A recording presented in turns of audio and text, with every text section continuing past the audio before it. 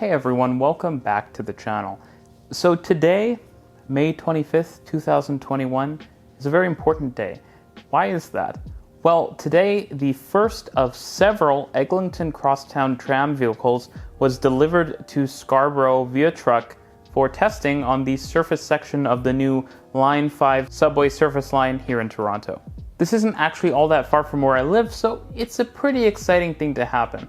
Let's talk about it.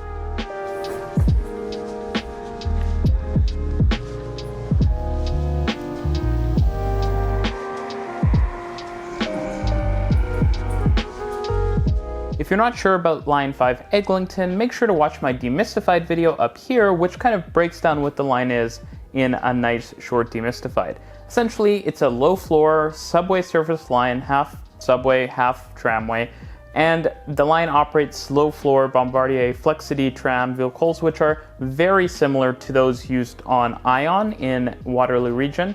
We use those videos every time we mention this line, as well as the Toronto streetcars already operating on the streets in Toronto, which we also sometimes show.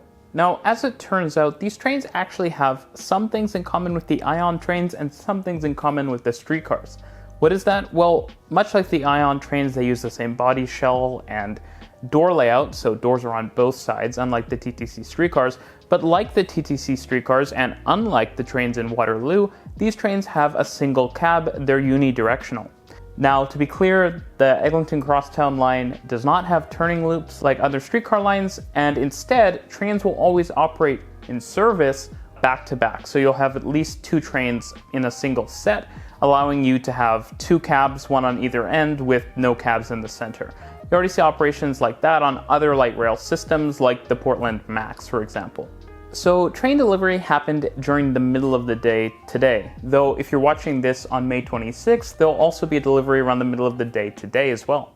The delivery was a little bit unusual since trains were trucked basically during the middle of the day, which is strange. Usually these sort of things happen at night because it's a giant truck with a special carrier carrying the train along. It has like a convoy around it, but the train was driven from the Operations and Maintenance Center all the way east to Scarborough. Now, if you're wondering the obvious question, which is, why didn't they just, use the rails to move the train?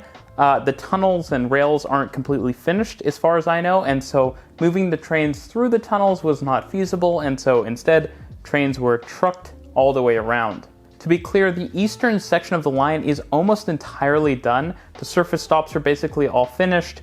The electrical lines are electrified, and so testing can happen, and so that's why trains have been trucked out to the east, so that the surface can get tested while the western section is still under construction, and portions of the surface section.